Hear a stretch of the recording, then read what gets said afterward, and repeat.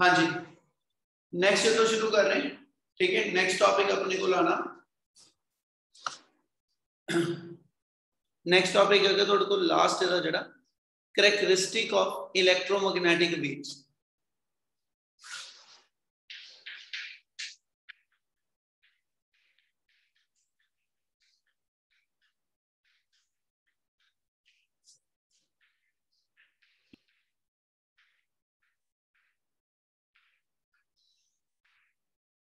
Electromagnetic waves दी characteristic अपने को केड़ियां-केड़ियां, ठीक है, वो शुरू कर लगे।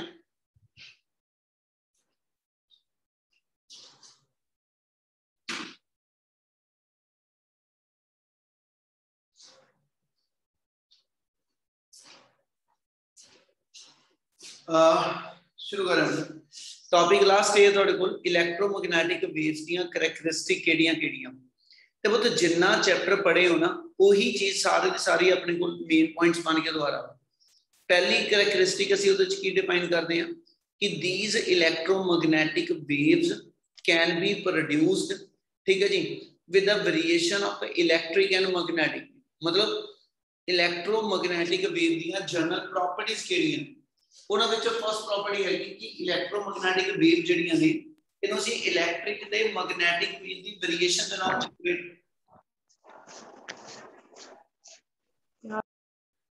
किया।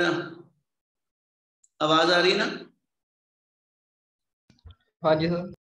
ओके, ठीक है। सो फर्स्ट प्रॉपर्टी है कहना जी इलेक्ट्रोमैग्नेटिक वेव जेडी जनरेशन है जी variation of the electric field and magnetic.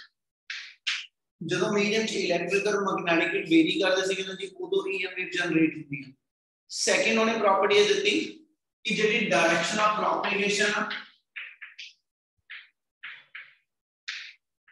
direction of propagation perpendicular to both electric field and magnetic field। कि जेडी वेव दे प्रोपेगेट करने दी अपने को टेंडेंसी होएगी वो इलेक्ट्रिक ते मैग्नेटिक फील्ड दोनों दे परपेंडिकुलर। क्लियर है? Yes sir. Yes sir. चलो थर्ड मतलब उन्हें ਇਹਦੇ ਵਿੱਚੋਂ ਹੀ ਸਾਰੀਆਂ ਪ੍ਰੋਪਰਟੀ ਲਿਖ ਜਾਣੀਆਂ। ਥਰਡ ਹੈਗੀਆਂ ਕਿ these waves can travel, ਕਹਿੰਦੇ ਜੀ waves can travel in a vacuum, waves can travel in a vacuum with the speed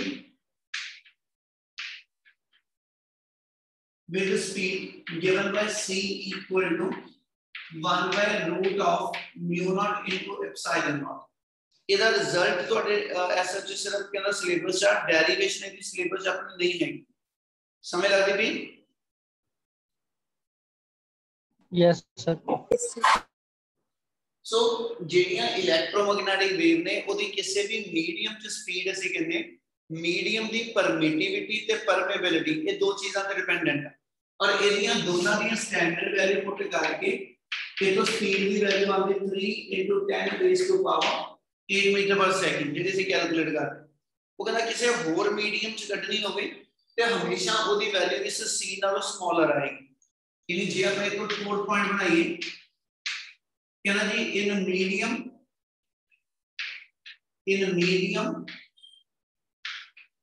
medium other than vacuum, in medium other than vacuum ਜਿਹੜੀ स्पीड होएगी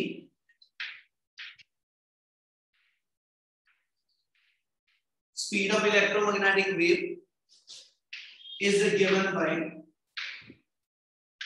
उसके formula v ना आ जाएगा v equal to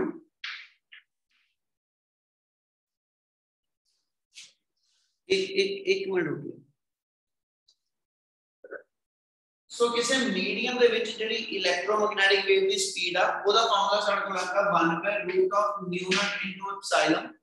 इनु mu naught ते epsilon naught च change करन वास्ते mu दी value mu naught into epsilon mu दी value mu naught into mu r ते epsilon दी value epsilon naught into epsilon r आ जाओ। ਇਹਦੇ ਵਿੱਚੋਂ ਜੇ ਨੂੰ ਸੋਲਵ ਕਰਨਾ ਤੇ ਵੈਲਿਊ ਬਣਦੀ 1 by root of mu naught into epsilon naught into 1 by root of mu R into epsilon R. ਤੇ ਆ ਇੰਨੀ ਚੀਜ਼ ਨੂੰ ਅਸੀਂ ਆਲਰੇਡੀ ਸੀ ਦਾ ਨਾਮ ਦਿੱਤਾ ਹੋਇਆ, ਯਾਨੀ ਆਪਣੇ ਕੋਲ ਸਪੀਡ ਦਾ ਫਾਰਮੂਲਾ ਜਿਹੜਾ ਕਿਸੇ ਮੀਡੀਅਮ ਦੇ ਅੰਦਰ ਆ ਜਾਏਗਾ c over root of mu r into epsilon r। और म्यू r ਤੇ एप्सिलॉन r ਦੀ ਵੈਲਿਊ ਹਮੇਸ਼ਾ 1 ਤੋਂ ਗ੍ਰੇਟਰ ਆਣੀ ਹੈ, ਜਿਹਦਾ ਮਤਲਬ v ਦੀ ਵੈਲਿਊ ਹਮੇਸ਼ਾ c ਤੋਂ ਕਿੰਨਾ ਜੀ ਸਮਾਲਰ ਹੋਏਗੀ। ਇਹਦਾ ਮਤਲਬ ਕੀ ਹੋ ਗਿਆ, as mu r greater than 1, दूजे पासे epsilon r greater than 1, therefore JD v की वैल्यू होगी it is lesser than speed of light in कहना जी एयर मीडियम। क्या इना क्लियर है? Yes sir. Yes sir. Yes sir. चलो यस सर। नेक्स्ट हमने एक प्रॉपर्टी बनाई, नेक्स्ट हमने ਇਹਦੇ ਵਿੱਚ ਇੱਕ प्रॉपर्टी ਦਿੱਤੀ ਗਈ ਹੈ ਤੁਹਾਡੇ ਕੋਲ कि ਜਦੋਂ ਇਲੈਕਟ੍ਰੋਮੈਗਨੈਟਿਕ ਵੇਵ ਟਰੈਵਲ ਕਰਦੀਆਂ ਮੀਡੀਅਮ ਚ, ਅਸੀਂ ਕਿਹਾ ਇਲੈਕਟ੍ਰਿਕ ਤੇ ਮੈਗਨੈਟਿਕ ਦੋਨੋਂ ਜਿਹੜੇ ਨੇ ਉਹ ਸਾਈਮਲਟੇਨੀਅਸਲੀ ਚੇਂਜ ਹੁੰਦੇ ਨੇ। ਉਹ ਕਹਿੰਦਾ ਪੁੱਤ ਉਹਦੇ ਬਿਹਾਫ ਤੇ ਉਹਨੇ ਇਲੈਕਟ੍ਰੋਮੈਗਨੈਟਿਕ ਵੇਵ ਦੀ ਜਿਹੜੀ ਪ੍ਰੋਪੇਗੇਸ਼ਨ ਦੀ ਡਾਇਰੈਕਸ਼ਨ ਆ ਉਹਨੂੰ ਇੱਕ ਹੋਰ ਮੈਥਡ ਦਾ ਦਿੱਤਾ। ਉਹ ਕਹਿੰਦਾ ਜੀ direction of ਪ੍ਰੋਪੇਗੇਸ਼ਨ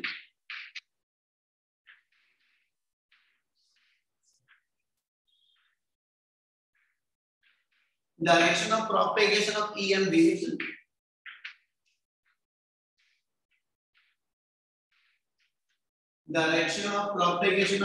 waves is given by cross product of electric field and magnetic। वो कहना जिस डायरेक्शन च इलेक्ट्रिक ते मैग्नेटिक फील्ड दी क्रॉस प्रोडक्ट लाई करेगी ना वेव उस डायरेक्शन च प्रोपेगेट करदी है। ये प्रॉपर्टी किथों लिखती है? ਅਸੀਂ ਇੱਕ ਜਨਰਲ ਕ੍ਰਾਸ ਪ੍ਰੋਡਕਟ ਦਾ ਰੂਲ ਪੜਿਆ ਕਿ ਵੀ ਆਪਣੇ ਕੋਲ a vector cross b vector ਹੋਏ ਤੇ ਇਹਨੂੰ c ਵੈਕਟਰ ਲਿਖਦੇ। ਬੋਰਡ ਕਲੀਅਰ ਦਿਖਦਾ ਪਿਆ ਬੇਟਾ? Yes sir. ਸਾਰਿਆਂ ਨੂੰ? Yes sir. Yes sir. ठीक पीयूष पे तो चेक कर बेटा तेरे वाले पास से होनी कोई प्रॉब्लम। सो ਉਹਨੇ ਇਹ ਡਿਫਾਈਨ ਕੀਤਾ ਕਿ ਵੀ ਤੁਹਾਡੇ ਕੋਲ ਜੇ c ਵੈਕਟਰ ਦੀ ਡਾਇਰੈਕਸ਼ਨ ਕੱਢਣੀ ਹੋਵੇ ਨਾ, ਅਸੀਂ +1 ਚ ਪੜਿਆ ਸੀ ਇਹਨੂੰ ਰਾਈਟ ਹੈਂਡ ਸਕਰੀਓ ਰੂਲ ਨਾਲ ਡਿਫਾਈਨ ਕਰਦੇ ਤੇ ਉਹਦਾ ਰਿਜ਼ਲਟ ਇਹ ਹੁੰਦਾ ਸੀਗਾ ਕਿ ਜਿਹੜਾ c ਵੈਕਟਰ ਆ ਇਹਦੀ ਡਾਇਰੈਕਸ਼ਨ ਹਮੇਸ਼ਾ ਪਰਪੈਂਡੀਕੂਲਰ ਹੋਏਗੀ ਜਿਸ ਪਲੇਨ 'ਚ a ਤੇ b ਵੈਕਟਰ ਪੈ ਜਾਣ।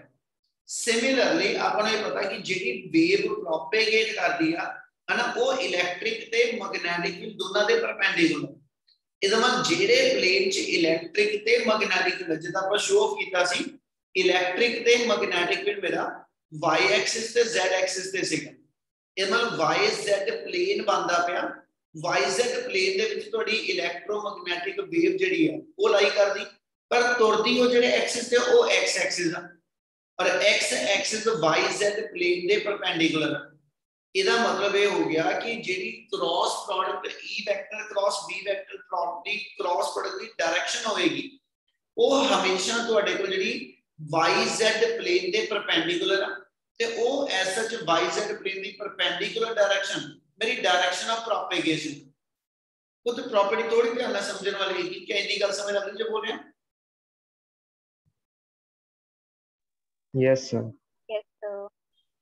बच्चे ਆਪਾਂ ਇਹ ਕਿਹਾ ਵਾ, ਮੈਂ ਇੱਕ ਵਾਰੀ ਦੁਬਾਰਾ ਰਿਪੀਟ ਕਰ ਰਿਹਾ ਕਿ c ਵੈਕਟਰ ਜੇ a ਕ੍ਰਾਸ b ਤੋਂ ਬਣਦਾ ਤਾਂ c ਵੈਕਟਰ ਦੀ ਡਾਇਰੈਕਸ਼ਨ ਜਿਹੜੀ ਨਾ ਉਹ ਹਮੇਸ਼ਾ a ਤੇ b ਵਾਲੇ ਪਲੇਨ ਦੇ ਪਰਪੈਂਡੀਕੂਲਰ। ਅਸੀਂ ਤਿੰਨ ਐਕਸਿਸ ਬਣਾਏ ਸੀ, x ਐਕਸਿਸ ਦੇ ਅਲੋਂਗ ਵੇਵ ਦੀ ਪ੍ਰੋਪੇਗੇਸ਼ਨ ਕਹੀ ਸੀ, y ਐਕਸਿਸ ਦੇ ਅਲੋਂਗ ਇਲੈਕਟ੍ਰਿਕ ਫੀਲਡ ਦੀ ਵੇਰੀਏਸ਼ਨ ਕਹੀ ਸੀ ਤੇ z ਐਕਸਿਸ ਦੇ ਅਲੋਂਗ ਅਸੀਂ ਮੈਗਨੈਟਿਕ ਫੀਲਡ ਦੀ ਵੇਰੀਏਸ਼ਨ ਕਿਹਾ ਸੀ। ਇਹਦਾ ਮਤਲਬ ਇਹ ਹੋ ਗਿਆ ਇਲੈਕਟ੍ਰਿਕ ਤੇ ਮੈਗਨੈਟਿਕ ਫੀਲਡ ਦੀਆਂ ਵੇਰੀਏਸ਼ਨਸ ਜਿਹੜੀਆਂ ਨੇ ਉਹ yz ਪਲੇਨ 'ਚ ਤੇ ਜਿਹੜਾ e vector cross b vector ਇੱਕ ਨਵਾਂ ਵੈਕਟਰ ਬਣੇਗਾ ਹਨਾ ਉਹ ਐਸ ਚ ਇਸ yz ਪਲੇਨ ਦੇ ਪਰਪੈਂਡੀਕੂਲਰ ਤੇ yz ਪਲੇਨ ਦਾ ਪਰਪੈਂਡੀਕੂਲਰ ਜਿਹੜਾ ਉਹ ਮੇਰਾ x ਐਕਸਿਸ ਆ ਤੇ ਦੂਜੇ ਪਾਸੇ ਅਸੀਂ ਕਿਹਾ ਹੋਇਆ x ਐਕਸਿਸ ਤੇ ਵੇਵ ਪ੍ਰੋਪੇਗੇਟ ਕਰਦੀ। ਇਸ ਲਈ ਉਹਨੇ ਵਰਡ ਬੋਲਿਆ ਕਿ ਜਿਹੜੀ direction of propagation of electromagnetic wave ਹੋਏਗੀ ਨਾ ਉਹ ਐਸ ਸੱਚ yz ਪਲੇਨ ਦੇ ਪਰਪੈਂਡੀਕੂਲਰ। क्लियर है? Yes sir. Yes yes sir. Yes sir. उस तो बाद उन्हें ये चीज़ां न्यूमेरिकल च अपन लोड करनी है। उस तो बाद उन्हें स्पीड ऑफ इलेक्ट्रोमैग्नेटिक वेव का एक फार्मूला और भी दिता है। तो कहना जी जे इलेक्ट्रोमैग्नेटिक वेव की स्पीड लिखनी होवे तो कहना जी it is the ratio of electric field to that of magnetic, मतलब मीडियम च इलेक्ट्रिक फील्ड ते मैग्नेटिक फील्ड कितना कितना वा ਇਹਦੀ ਰੇਸ਼ੋ ਜਿਹੜੀ ਉਹ ਵੀ ਸਪੀਡ ਆਫ ਈਐਮ ਵੇਵ ਨੂੰ ਡਿਫਾਈਨ ਕਰਦੀ ਹੈ। ਯਾਨੀ ਆ ਦੋ ਸਪੀਡ ਆਫ ਈਐਮ ਵੇਵ ਦੇ ਫਾਰਮੂਲੇ क्या इना क्लियर है? Yes sir. Yes sir. चलो जे इना प्रॉपर्टीज कोई डाउट है तो एक बार मैंने बोलो जे ए प्रॉपर्टीज क्लियर तो मैं नेक्स्ट प्रॉपर्टी चलना जल्दी जल्दी। इना क्लियर है? Yes sir. हाँ जी सर। Yes sir. चलो नेक्स्ट हम मैथमेटिकल प्रॉपर्टीज आ जेडे न्यूमेरिकल च फार्मूला यूज होंदे पे वो ध्यान ਨਾਲ समझ लियो। हाँ जी आप ये समझते ਜਦੋਂ ਇਲੈਕਟ੍ਰੋਮੈਗਨੈਟਿਕ ਵੇਵ ਕਿਸੇ ਮੀਡੀਅਮ ਚ ਟਰੈਵਲ ਕਰਦੀਆਂ ਉਹ ਕਹਿੰਦਾ ਜੀ ਇਹਨਾਂ ਵੇਵਸ ਦੇ ਅੰਦਰ ਇਲੈਕਟ੍ਰਿਕ ਫੀਲਡ ਤੇ ਮੈਗਨੈਟਿਕ ਫੀਲਡ ਦੋਨੋਂ ਚੀਜ਼ਾਂ ਇੱਕੋ ਟਾਈਮ ਤੇ ਮੈਕਸਿਮਮ ਹੋਣਗੀਆਂ ਤੇ ਦੋਨੋਂ ਚੀਜ਼ਾਂ ਇੱਕੋ ਟਾਈਮ ਤੇ ਮਿਨੀਮਮ ਵੈਲਿਊ ਅਚੀਵ ਕਰਨੀਆਂ ਕਿਉਂਕਿ C ਨੂੰ ਅਸੀਂ ਲਿਖਿਆ ਹੋਣੀ E ਤੇ B ਦੀ ਰੇਸ਼ੋ ਇਹ ਜਿਹੜੀ ਇਲੈਕਟ੍ਰੋਮੈਗਨੈਟਿਕ ਵੇਵ ਦੀ ਸਪੀਡ ਆ ਉਹ E ਵੈਕਟਰ ਤੇ B ਵੈਕਟਰ ਦੀ ਰੇਸ਼ੋ ਦੇ ਬਰਾबर है ना। उन्होंने ग्राफिकली शो किया कि जे मैं ऐसा जैसे वेव पैटर्न ड्रॉ करा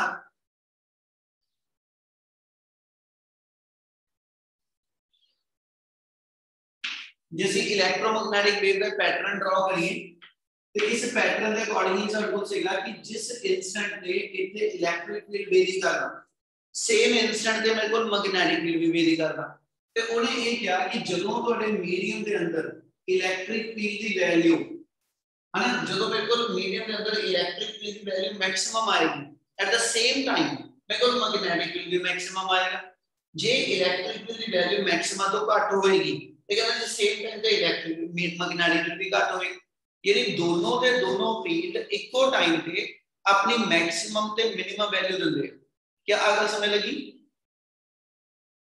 यस सर। ठीक है और ਇਹਦਾ ਰੀਜ਼ਨ ਜੋੜਾ ਇਹਦਾ ਕਾਰਨ ਜੋੜੀ ਆਪਾਂ ਤੇ ਆਪਾਂ ਆਹੀ ਫਾਰਮੂਲਾ ਪੜਿਆ ਬੇਟਾ C = E/B ਕਿਉਂਕਿ ਇਲੈਕਟ੍ਰੋਮੈਗਨੈਟਿਕ ਵੇਵ ਦੇ ਟਰੈਵਲ ਕਰਨ ਦੀ ਸਪੀਡ ਕਾਂਸਟੈਂਟ ਆ ਤੇ C ਇਹਨਾਂ ਦੋ ਚੀਜ਼ਾਂ ਦੀ ਰੇਸ਼ੋ ਤੋਂ ਬਣਦਾ। ਰੇਸ਼ੋ ਚ ਤੇ ਇੱਕ ਫੈਕਟਰ ਇਨਕਰੀਜ਼ ਕਰੂ ਤਾਂ ਦੂਜਾ ਵੀ ਇਨਕਰੀਜ਼ ਕਰੂ ਜੇ ਇੱਕ ਡਿਕਰੀਜ਼ ਕਰੇਗਾ ਤਾਂ ਦੂਜਾ ਵੀ ਡਿਕਰੀਜ਼ ਇਹਦਾ ਮਤਲਬ ਇੱਕੋ ਟਾਈਮ ਤੇ ਇਲੈਕਟ੍ਰਿਕ ਫੀਲਡ ਜਿੰਨਾ ਵਧੇਗਾ ਉਨਾ ਹੀ ਮੈਗਨੈਟਿਕ ਫੀਲਡ ਵੀ ਵਧੇਗਾ ਤਾਂ ਕਿ ਰੇਸ਼ੋ ਹਰ ਵਾਰੀ ਮੇਰੀ ਕਾਂਸਟੈਂਟ ਬਣੀ ਰਹੇ। क्या अगर क्लियर है?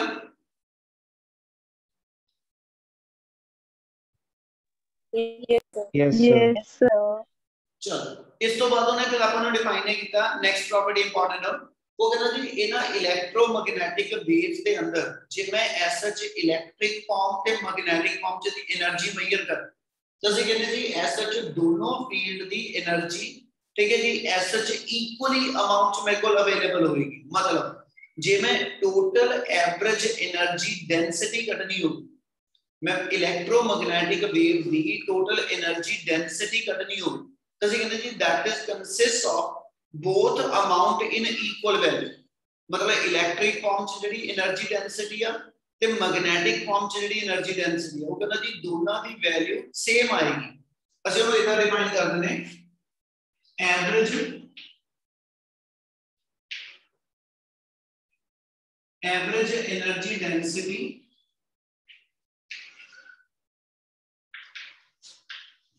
average energy density in electric form in electric field form is given by ਉਹਦਾ ਫਾਰਮੂਲਾ ਲਿਖਾਂ एनर्जी डेंसिटी ਨੂੰ ਅਸੀਂ ਡਿਫਾਈਨ ਕਰਦੇ ਪਏ ਇਹਦਾ ਫਾਰਮੂਲਾ ਆ ਜਾਏਗਾ half of epsilon naught into energy EV square। आ मैं जो लिखता पे क्या लिखता पे बेटा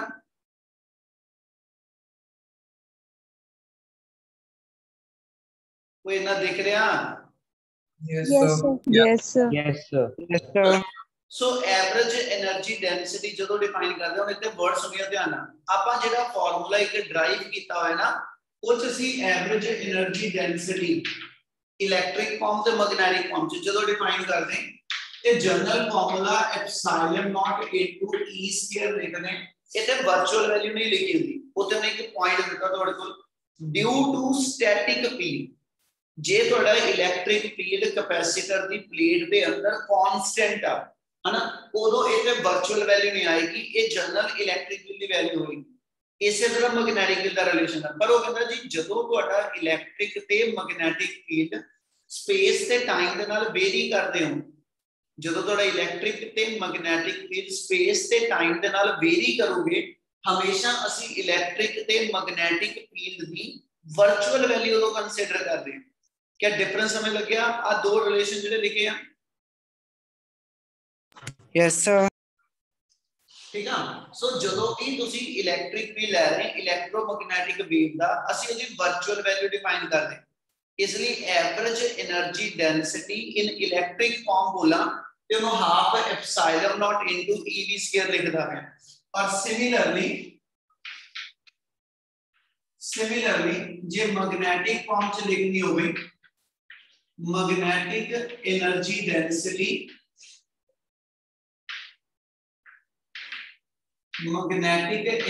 डेंसिटी is given by ਉਹਨੂੰ UV ਨਾਲ ਲਿਖ ਦਾਂਗਾ मैग्नेटिक फॉर्म ਨੂੰ ਹਾਫ ਨੇ ਹਾਫ ਹੀ ਰਹਿਣਾ एप्सिलॉन नॉट मेरा म्यू नॉट च बदल जाना ते इलेक्ट्रिक फील्ड मैग्नेटिक फॉर्म च यानी इथे मेरे को आ जाएगा म्यू नॉट और ऊपर मेरे को आ जाएगी virtual value of magnetic field क्या अगर क्लियर है yes sir yes yes sir ये दो फॉर्म च से लिखे गए जी जितनी इना वेव्स के अंदर average energy density electric form च तो जितनी मैग्नेटिक है ना वो हाफ ऑफ अमाउंट के अंदर ते टोटल कटनी होवे पूरी ईएम वेव दी एनर्जी नेक्स्ट लाइन लिखना therefore total average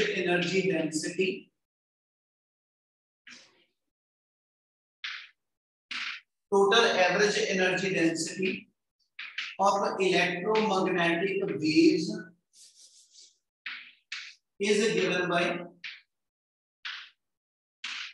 जी टोटल एवरेज एनर्जी डेंसिटी आ उन्होंने से लिखने is given by U equal to UE plus U electric और मैग्नेटिक दोनों फॉर्म च ऐड करके टोटल एनर्जी आ जाए देयरफॉर अपनी टोटल एनर्जी डेंसिटी आ जाएगी half epsilon naught into EV square plus 1/2 mu naught into VV square clear है निकल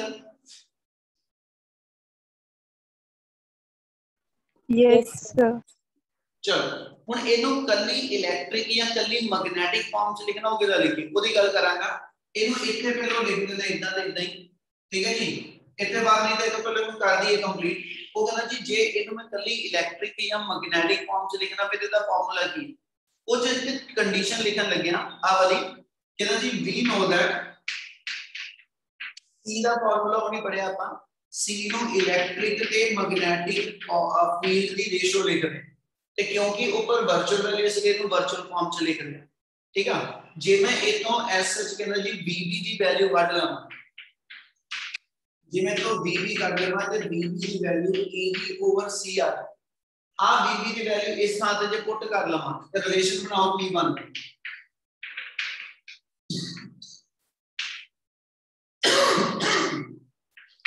half epsilon naught into EV square बाकी इधर देते 1/2 इनटू म्यू नॉट और VB की जगह पे आ वैल्यू भर दियो ते अपने को आ गया EV square over C square हुन इथे ऊपर ਅਸੀਂ ਇੱਕ प्रॉपर्टी ਦੱਸੀ ਸੀ स्पीड ऑफ इलेक्ट्रोमैग्नेटिक वेव ਦਾ फार्मूला ਉਹ ਲਿਖ ਰਹੇ ਹਾਂ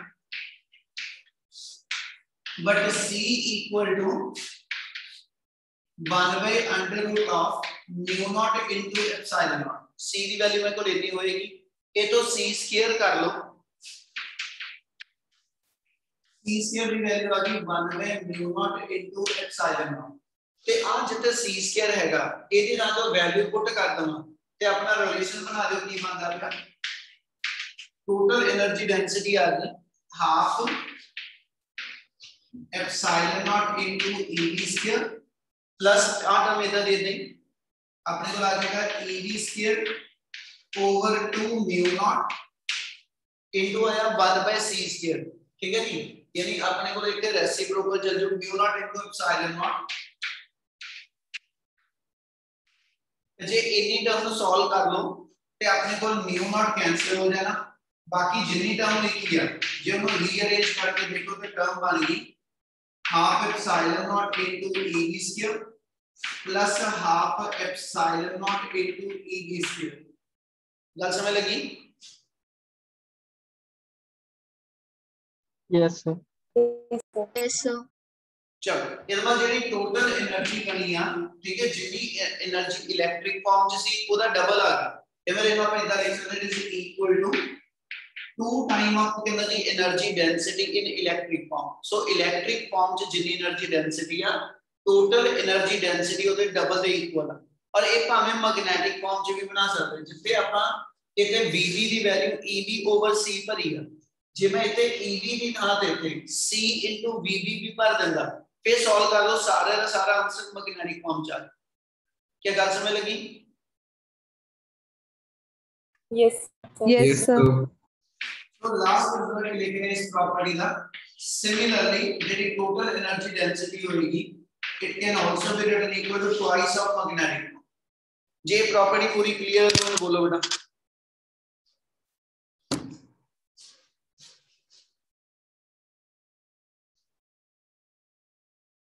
वो क्लियर है सारे no? Yes. Yes, sir. Yes, sir. बीमार मैं होया सुस्त तुसी हो गए हैं।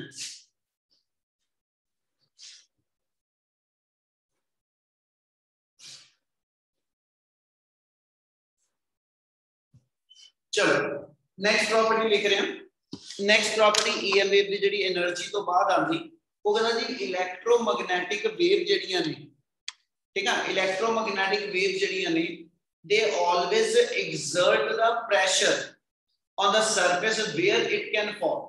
हुन ये क्या मतलब कि जदों इलेक्ट्रोमैग्नेटिक वेव जिदा लाइट अपनी इलेक्ट्रोमैग्नेटिक वेव आ वो कहंदा जे किसी भी सरफेस ते ये रेडिएशन फॉल करदियां तो ਅਸੀਂ ਕਹਿੰਦੇ जी उस सरफेस पे ये कुछ प्रेशर बिल्ट अप करदियां।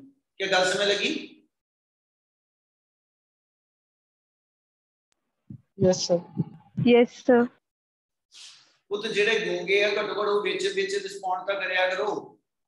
ਸਮਝ ਲੱਗਦੀ ਵੀ ਜੋ ਦੱਸਦਾ ਪਿਆ? Yes, sir. Yes, sir. Yes, sir. Property में ये ले रहे हैं कि ਜਦੋਂ इलेक्ट्रोमैग्नेटिक वेव कहना जी किसी सरफेस पे हिट करदियां स्ट्राइक करदियां ना ਤੇ they always exert the pressure। ਹੁਣ ਅਸੀਂ ਪ੍ਰੈਸ਼ਰ ਤੱਕ ਪਹੁੰਚਣ ਲਈ ਕੀ ਕਰਨ ਲੱਗੇ ਇੱਕ ਵਾਰ ਪਹਿਲਾਂ ਗੱਲ ਸਮਝ ਲਿਓ। ਪ੍ਰੈਸ਼ਰ ਦਾ ਜਨਰਲ ਫਾਰਮੂਲਾ ਹੁੰਦਾ ਫੋਰਸ ਬਾਈ ਏਰੀਆ ਤੇ ਫੋਰਸ ਨੂੰ ਮੈਂ ਲਿਖਣਾ ਹੋਵੇ ਤੇ ਫੋਰਸ ਨੂੰ ਮੈਂ ਚੇਂਜ ਇਨ ਮੋਮੈਂਟਮ ਓਵਰ ਟਾਈਮ ਲਿਖ ਸਕਦਾ। ਆ ਕਲੀਅਰ ਆ?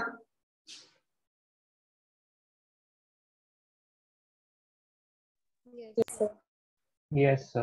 चलो इसे प्रॉपर्टी को डिस्कस करना इससे नाल ही एक प्रॉपर्टी होर लिंक करना पिया ओदी लोड़ अपन इस तो पहले पै जानी इंटेंसिटी ऑफ इलेक्ट्रोमैग्नेटिक वेव। वो कहंदा जेकर मेरे को लाइट रेडिएशंस ने ਅਸੀਂ ਕਹਿੰਦੇ जी लाइट कितनी इंटेंस आ लाइट दी इंटेंसिटी कितनी है वो कहंदा इंटेंसिटी कितना मेजर करी ते उन्होंने डिफाइन इस तरह कीता प्रॉपर्टी लिखदा पिया नाम हैगा intensity of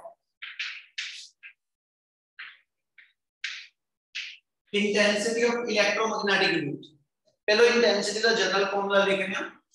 we know that intensity it is the ratio of amount of energy per unit area per unit time।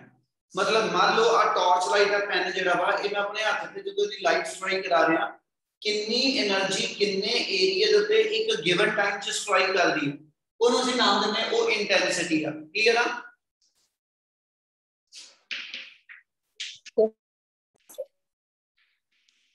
Amount of energy आपा कैपिटल यू ना लिख दी एरिया आ गया इनटू टाइम इंटरवल। हुन एनर्जी दी वैल्यू एनर्जी डेंसिटी दी form च बनाने लगे। ठीक है जी we know that energy density जिसे स्मॉल यू लिखा सी कहंदा जी that is the ratio of amount of energy per unit amount of energy per unit volume, नहीं सॉरी गलत वर्ड लिखा, amount of energy per unit area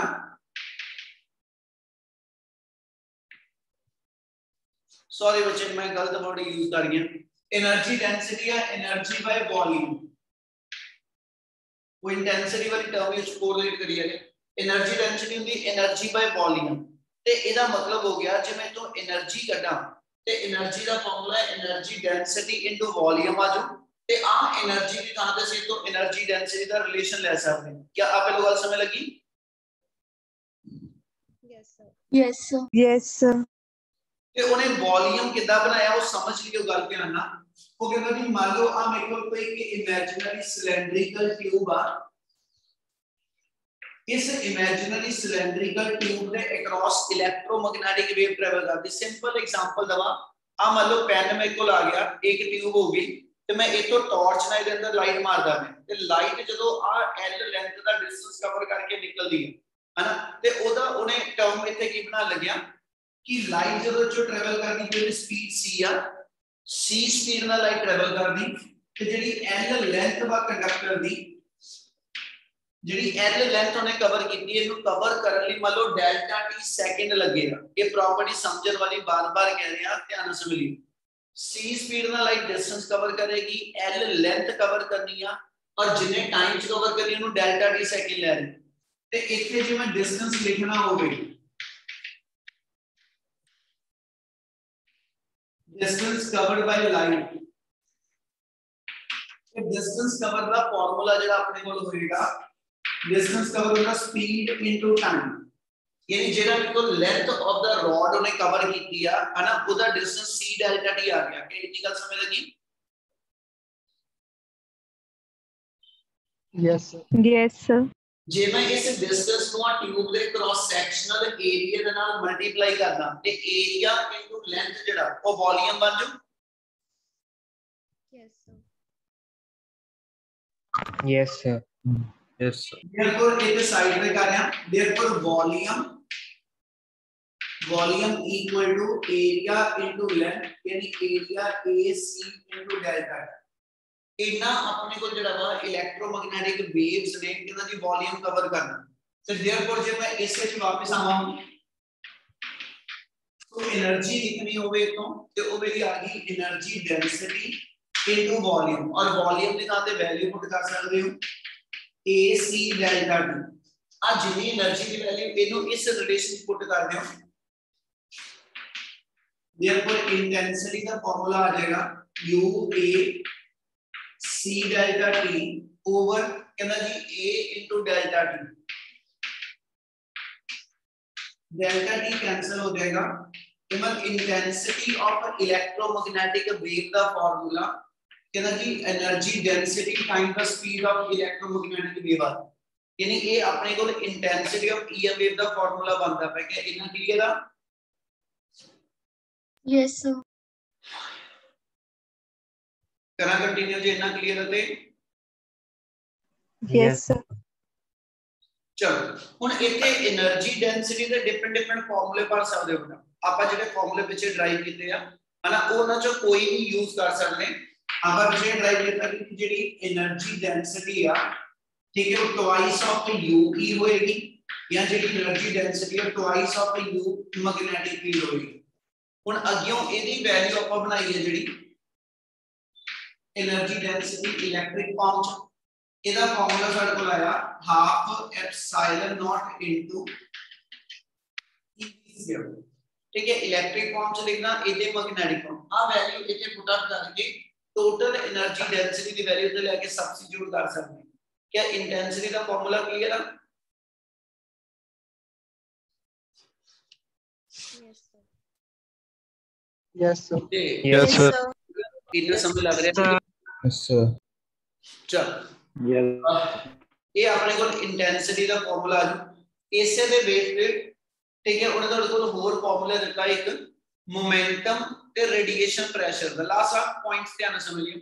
ਆਪਾਂ ਇਹ ਗੱਲ ਕਹਿ ਰਹੇ ਹਾਂ ਕਿ ਜਦੋਂ ਕਿਸੇ ਸਰਫੇਸ ਤੇ ਐਸ ਸੱਚ ਇਲੈਕਟ੍ਰੋਮੈਗਨੈਟਿਕ रेडिएशन ਫਾਲ ਕਰਦੀਆਂ ਨਾ they always कहना जी put some momentum over the surface and due to the momentum कहना जी surface के ऊपर कुछ force exert होएगी और वो force कितने area के ऊपर लगेगी ਉਹਦੇ ਨਾਲ surface ਤੇ pressure measure ਕਰਦੇ मैं तीन टर्म बोलियां सब तो पहले गल कह रहा कि ਜਦੋਂ ਕਿਸੇ ਸਰਫੇਸ ਤੇ ਰੇਡੀਏਸ਼ਨ ਫਾਲ ਕਰਦੀਆਂ ਹਨਾ ਭਾਵੇਂ ਉਹ ਲਾਈਟ ਰੇਡੀਏਸ਼ਨਸ ਨੇ ਭਾਵੇਂ ਗਾਮਾ ਰੇਜ਼ ਨੇ ਭਾਵੇਂ ਮਾਈਕ੍ਰੋਵੇਵਸ ਨੇ ਕੋਈ ਵੀ ਇਲੈਕਟ੍ਰੋਮੈਗਨੈਟਿਕ ਰੇਡੀਏਸ਼ਨ ਜਦੋਂ ਕਿਸੇ ਸਰਫੇਸ ਤੇ ਹਿੱਟ ਕਰਦੀ ਆ ਤਾਂ ਅਸੀਂ ਕਹਿੰਦੇ ਜੀ ਦੇ ਆਲਵੇਜ਼ ਪੁੱਟ ਸਮ ਪ੍ਰੈਸ਼ਰ ਓਵਰ ਦਾ ਸਰਫੇਸ ਠੀਕ ਆ ਉਹਨੂੰ ਐਕਸਪੈਰੀਮੈਂਟਲੀ ਉਹਨਾਂ ਨੇ ਮੇਜਰ ਵੀ ਕੀਤਾ ਹੋਇਆ ਤੇ ਕਹਿੰਦਾ ਜੀ ਅਸੀਂ ਕਹਿੰਦੇ ਜੀ ਉਹਦੇ ਬੇਸ ਦੇ ਉੱਤੇ ਡਿਫਾਈਨ ਕਰਦੇ ਹਾਂ ਪ੍ਰੈਸ਼ਰ ਤੱਕ ਜਾਣਾ ਕਿੰਨਾ ਪ੍ਰੈਸ਼ਰ ਅਸੀਂ ਕਿਹਾ ਫੋਰਸ ਬਾਈ ਏਰੀਆ ਵਾ ਤੇ ਫੋਰਸ ਨੂੰ ਤੁਸੀਂ ਮੋਮੈਂਟਮ ਦੀ ਫਾਰਮ ਚ ਲਿਖੋਗੇ ਕਿ ਇੰਨੀ ਗੱਲ ਸਮਝ ਲੱਗੀ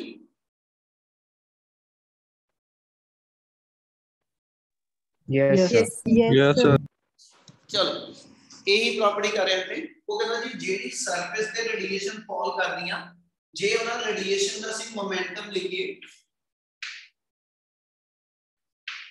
momentum of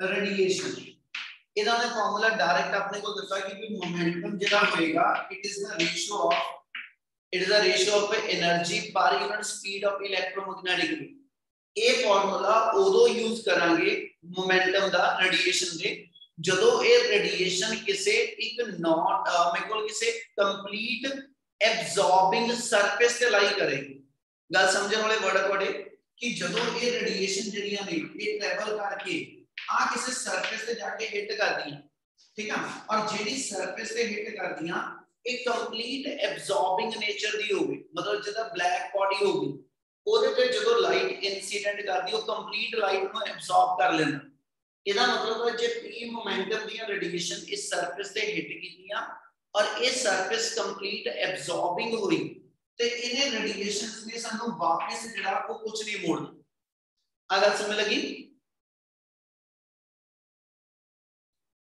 Yes, sir. ਸੋ ਜੇ ਸਰਫੇਸ ਮੇਰੀ ਕੰਪਲੀਟ ਐਬਜ਼ੌਰਬਿੰਗ ਸਰਫੇਸ ਆ ਤੇ ਫਿਰ ਉਹਦੇ ਤੇ ਜਦੋਂ ਇਲੈਕਟ੍ਰੋਮੈਗਨੈਟਿਕ ਰੇਡੀਏਸ਼ਨ ਸਟ੍ਰਾਈਕ ਕਰਦੀਆਂ ਤੇ ਉਹਦੇ ਮੋਮੈਂਟਮ ਦੀ ਚੇਂਜ ਜਿਹੜੀ ਆ ਉਹ ਇਸ ਇਨੀਸ਼ੀਅਲ ਮੋਮੈਂਟਮ ਦੇ ਬਰਾਬਰ ਹੀ ਰਹੇਗੀ ਕਿਉਂਕਿ ਫਾਈਨਲ ਮੋਮੈਂਟਮ 0 ਪਰ ਜੇ ਇਹੀ ਰੇਡੀਏਸ਼ਨ ਕਿਸੇ ਐਸਚ ਪਿਓਰ ਰਿਫਲੈਕਟਿੰਗ ਸਰਫੇਸ ਤੇ ਹਿੱਟ ਕਰਦੀ ਹੈ ਨਾ ਤਾਂ ਕਹਿੰਦਾ ਜੀ ਪਿਓਰ ਰਿਫਲੈਕਟਿੰਗ ਸਰਫੇਸ ਤੇ ਜੇ ਪੀ ਮੋਮੈਂਟਮ ਨਾਲ ਜਾ ਕੇ ਹਿੱਟ ਕੀਤੀਆਂ ਤਾਂ ਅਸੀਂ ਕਹਿੰਦੇ ਜੀ ਪੀ ਮੋਮੈਂਟਮ ਨਾਲ ਇਹ ਰੇਡੀਏਸ਼ਨ ਵਾਪਸ ਮੁੜੀਆਂ क्या अगर समय लगी Yes, sir. Yes, sir. सो फिर जे p मोमेंटम ना हिट करके p मोमेंटम ना वापस मुड़ियां तो देयरफॉर चेंज इन मोमेंटम लिखना होगा therefore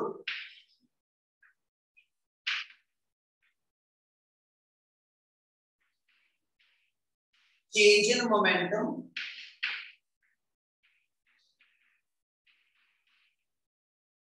change in momentum on a reflecting surface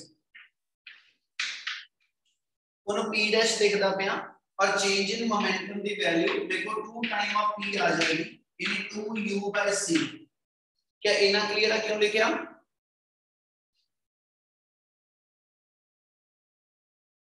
Yes, sir. ਚਲੋ ਆ ਵਾਲਾ ਫਾਰਮੂਲਾ ਮੋਮੈਂਟਮ ਦਾ ਉਦੋਂ ਜਦੋਂ ਜਿਹੜੀ ਸਰਫੇਸ ਤੇ ਰੇਡੀਏਸ਼ਨ ਹਿੱਟ ਕੀਤੀਆਂ ਉਹ ਕੰਪਲੀਟ ਐਬਜ਼ੌਰਬਿੰਗ ਸਰਫੇਸ ਆ ਮੋਮੈਂਟਮ ਦਾ ਫਾਰਮੂਲਾ ਆ ਵਾਲਾ ਉਦੋਂ ਜੇ ਸਰਫੇਸ ਮੇਰੀ ਕੰਪਲੀਟ ਰਿਫਲੈਕਟਿੰਗ ਨੇਚਰ ਦੀ ਕਲੀਅਰ ਆ Yes, sir. Yes, sir.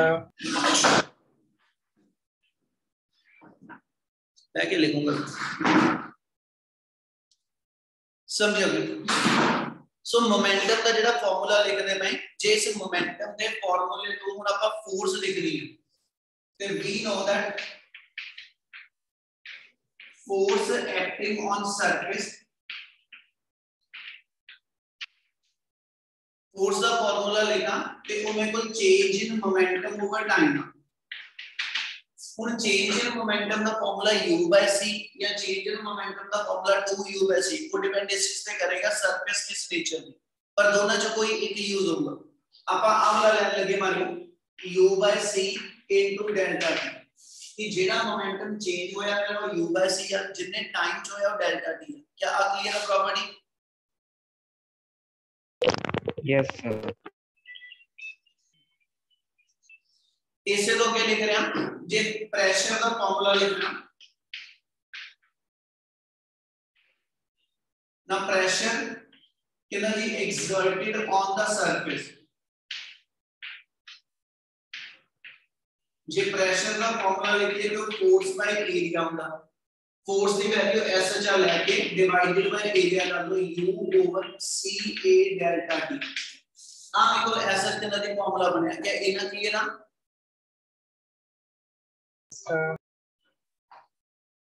ओए ना क्लियर है? Yes, sir. Yes, sir. Yes, sir.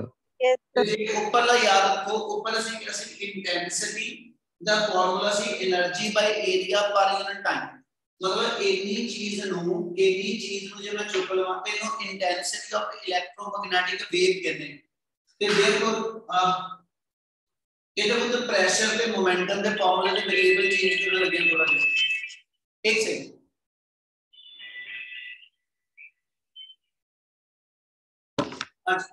Momentum आप जे पे p ना लिखे ते प्रेशर नु डबल p डबल डैश लिख देना, ठीक है। हुन energy by area per unit time ये टर्म इंटेंसिटी है, थर्मल प्रेशर का फार्मूला जेड़ा वो इंटेंसिटी बाय c आ जाएगा। क्या इना क्लियर है?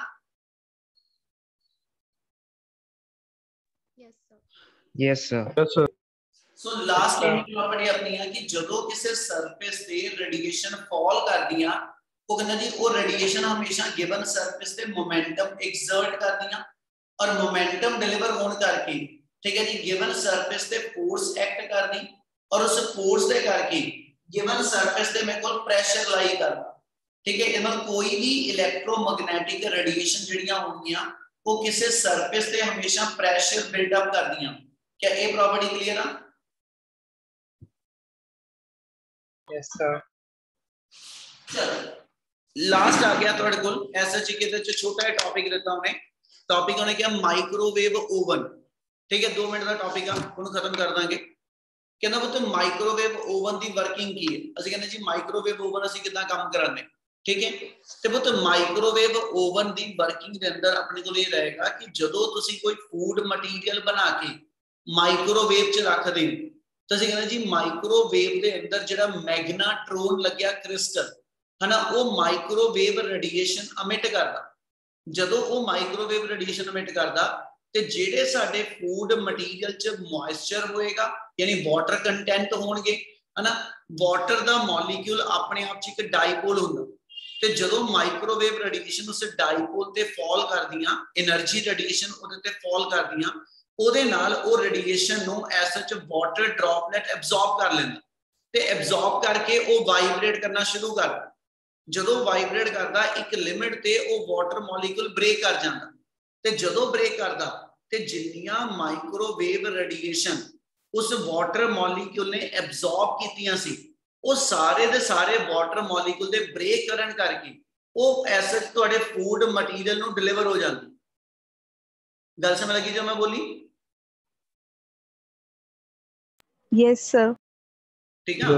तो उन्हें डिफाइन है किया कि जदों माइक्रोवेव ओवन नु तुसी ऑन करदे हो फूड मटीरियल रख के ते माइक्रोवेव ओवन दियां रेडिएशंस जेडियां ने उन सब तो पहलो वाटर कंटेंट जेड़ा वा वो एब्जॉर्ब करदा, उना वाटर दे मॉलिक्यूल जेडे ने वो ऑसिलेट ते वाइब्रेट करना शुरू हो जांदे और एक स्टेज ते आके उच रेजोनेंस हुंदी है। रेजोनेंस होके वो इन्नी ज्यादा कहना जी स्पीड नाल वाइब्रेट करदे कि वो मॉलिक्यूल टुट जांदे। ਜਦੋਂ ਉਹ ਮੋਲੀਕੂਲ ਟੁੱਟਦਾ ਉਦੋਂ ਜਿੰਨੀ ਵੀ ਉਹਨਾਂ ਵਾਟਰ ਮੋਲੀਕਿਊਲਸ ਨੇ ਮਾਈਕ੍ਰੋਵੇਵ ਦੀ એનર્ਜੀ ਐਬਜ਼ੌਰਬ ਕੀਤੀ ਸੀ ਉਹ ਸਾਰੇ ਦੀ ਸਾਰੀ એનર્ਜੀ ਤੁਹਾਡੇ ਫੂਡ ਮਟੀਰੀਅਲ ਨੂੰ ਟ੍ਰਾਂਸਫਰ ਹੋ ਜਾਂਦੀ ਤੇ ਉਹਦੇ ਨਾਲ ਅਸੀਂ ਕਹਿੰਦੇ ਉਹ ਹੀਟ એનર્ਜੀ ਦੇ ਨਾਲ ਤੁਹਾਡਾ ਫੂਡ ਮਟੀਰੀਅਲ ਜਿਹੜਾ ਉਹ ਸਾਰੀ ਸਾਈਡਾਂ ਤੋਂ ਇਕੁਅਲੀ ਜਿਹੜਾ ਵਾ ਉਹ ਕਹਿੰਦਾ ਜੀ ਬਰਾਬਰ ਦਾ ਕੁੱਕ ਹੋ ਜਾਂਦਾ। ਗੱਲ ਕਲੀਅਰ ਆ? Yes, sir. चलो वो जो ने अगियों ये दसिया कहंदा जी जेड़ा तुसी ऐसे च माइक्रोवेव ओवन यूज करदे हैं उच असी जेड़ा मटीरियल यूज करदे हैं वो स्पेशल मेड मटीरियल क्यों उच असी प्रॉपर्टी दिंदे कि जे ऑर्डिनरी स्टील प्लेट दे विच मैं कोई चीज रख के गर्म करा ते मैनू इलैक्ट्रिक शॉक लगदा ਉਹਦਾ ਕਾਰਨ ਇਹ ਹੋਏਗਾ ਕਿ ਜਦੋਂ ਮਾਈਕ੍ਰੋਵੇਵ ਰੇਡੀਏਸ਼ਨ ਤੁਹਾਡੇ ਫੂਡ ਮਟੀਰੀਅਲ ਤੇ ਹਿੱਟ ਕੀਤੀਆਂ, ਨਾਲੋਂ ਨਾਲ ਉਹ ਸਰਫੇਸ ਜਿਹੜਾ ਕੰਟੇਨਰ ਉੱਤੇ ਵੀ ਹਿੱਟ ਕੀਤੀਆਂ, ਤੇ ਹੁੰਦਾ ਇਹ ਆ ਕਿ ਵੀ ਜਿਹੜਾ ਸਟੀਲ ਮਟੀਰੀਅਲ ਵਗੈਰਾ ਹੈਗਾ, ਠੀਕ ਆ, ਜਿਹੜਾ ਸਟੀਲ ਮਟੀਰੀਅਲ ਹੈਗਾ ਉਹਦੇ ਵਾਈਬ੍ਰੇਟ ਕਰਨ ਦੀ ਫ੍ਰੀਕੁਐਂਸੀ ਜਿਹੜੀ ਹੈ ਨਾ, ਉਹ ਐਸਐਚ ਕਹਿੰਦਾ ਜੀ ਜਦੋਂ ਮਾਈਕ੍ਰੋਵੇਵ ਰੇਡੀਏਸ਼ਨ ਨਾਲ ਮੈਚ ਕਰਦੀ ਹੈ ਤੇ ਸਟੀਲ ਮੋਲੀਕਿਊਲ ਬ੍ਰੇਕ ਕਰਕੇ ਪਲੇਟ ਨੂੰ ਆਇਓਨਾਈਜ਼ ਕਰ ਦਿੰਦੇ, ਇਹ ਮਤਲਬ ਪਲੇਟ ਤੇ ਆਇਨਸ ਬਿਲਟ ਅਪ ਹੋ ਜਾਂਦੇ, ਤੇ ਉਹਨਾਂ ਆਇਨਸ ਦੇ ਕਰਕੇ, ਠੀਕ ਹੈ ਜੀ, ਸਾਨੂੰ ਇਲੈਕਟ੍ਰਿਕ ਸ਼ੌਕ ਲੱਗ ਸਕਦਾ।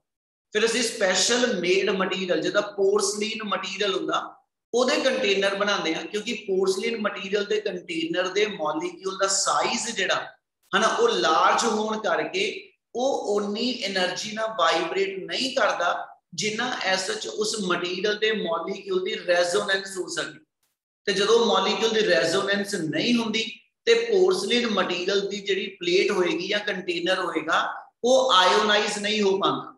ਇਸ ਲਈ ਜਿਹੜਾ ਮਟੀਰੀਅਲ ਯੂਜ਼ ਕੀਤਾ ਜਾਂਦਾ ਕੁਕਿੰਗ ਵੇਅਰ ਜਿਹੜੇ ਉਹਦੇ ਨੇ, ਠੀਕ ਹੈ, ਉਹ ਹਮੇਸ਼ਾ ਤੁਹਾਡੇ ਕੋਲ ਜਿਹੜੇ ਨੇ ਉਹ ਸਪੈਸ਼ਲੀ ਮੇਡ ਮਟੀਰੀਅਲ ਤੋਂ ਡਿਵੈਲਪ ਕੀਤੇ ਜਾਂਦੇ ਤਾਂ ਕਿ ਉਹਦੇ ਤੋਂ ਕੋਈ ਇਲੈਕਟ੍ਰਿਕ ਸ਼ੌਕ ਜਿਹੜਾ ਉਹ ਨਾ ਹੋਵੇ। क्या इतनी गल क्लियर है?